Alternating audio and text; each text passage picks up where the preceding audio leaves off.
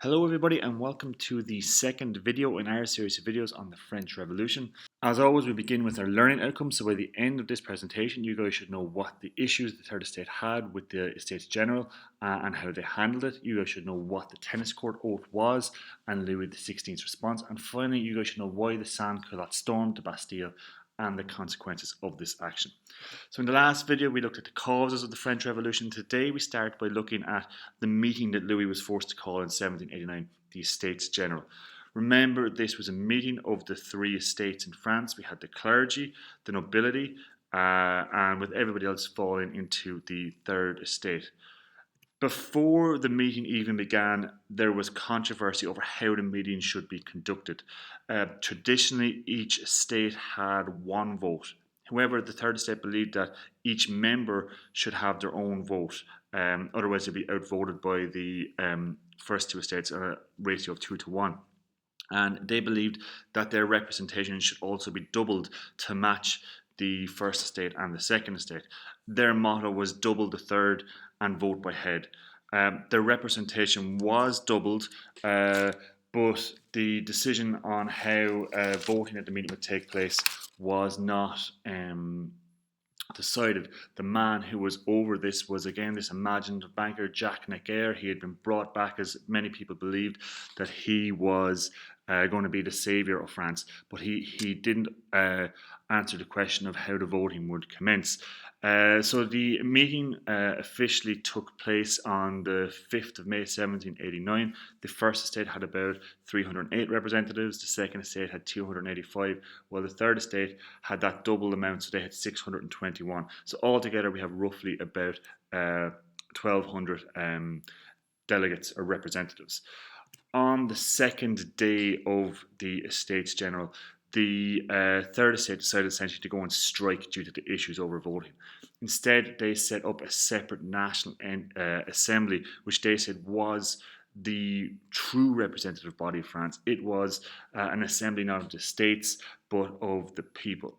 Now, on the 20th of June, the room where the National Assembly was meeting up until then was locked, and the Third Estate delegates saw this as trying to stop them. So they went to the nearest large room that would hold them, which was an indoor tennis court, and they took the tennis court oath, saying that they would not break up the National Assembly until a constitution was drawn up that addressed their grievances and ensured their rights.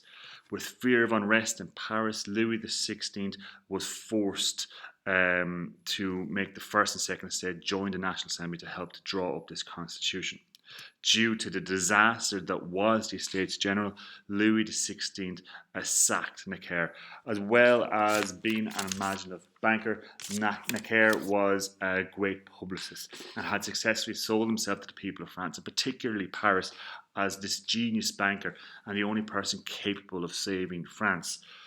So with his dismissal and rumours of troops coming to shut down the National Assembly, protests and riots broke out in Paris.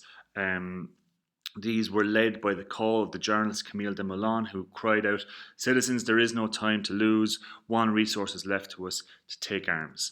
This eventually led to the Parisians to search for arms and guns in a place called the Bastille. So this was a huge, imposing prison in the city of Paris that was seen really as representative of everything that was wrong with the Ancien regime. And on the 14th of July 1789, the people of Paris stormed the Bastille, freeing all 7 prisoners.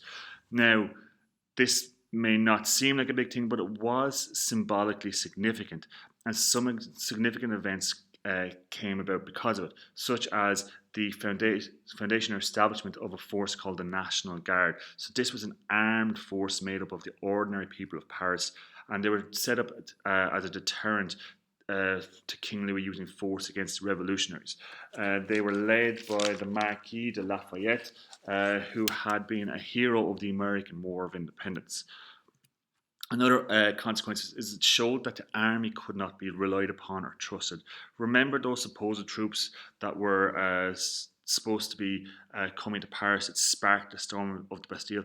Well, there were troops there, but they weren't used because the king couldn't trust them. The army were angry at the monarchy as their resources and personnel had been gutted due to France's financial difficulties before the Estates General, and they didn't believe, they couldn't trust that the army wouldn't join the revolutionaries. Another consequence was that the peasants began to revolt. There was a period right after the storming of Bastille in the country known as the Great Fear, where the peasants feared the people would be sent to oppress them and put them back in their place again. So they started to riot. France again at this time was a feudal system. We'll look at that in more detail in the next video. But they went and they destroyed their lords' mills, which they were forced to use, the wine presses, which they were forced to use, and also the feudal papers, which showed what they owed to their lords. Finally, another consequence of the storming of the Bastille was that the Parisians now put themselves into a position where they began to see themselves as the defenders of the revolution. They were the people who had saved the National Assembly. They were the people who get Jack Necker recalled from his being fired, and they feel like they're the people who saved the National Assembly and the revolution as a consequence. We have seen the change brought about by the Third Estate, but it's important here to make a distinction between some of the different groups within the vast group called the Third Estate. Those who were elected to the Estates General were generally wealthy, professional, middle-class people known as the Bourgeoisie, whereas those who carried out the attacks in Paris at the Bastille were known as the sans-culottes, or those without trousers, or at least they didn't have the fancy trousers that the nobility or the bourgeoisie had. And these were the poor of Paris who struggled to feed their family and whose main concern was wasn't the enlightened ideas of Voltaire or Montesquieu, but instead they were worried about where they were going to get food to feed their family. So that brings us to the end of our presentation. So by now you guys should know what issues the Third Estate had with the Estates General and how it handled it.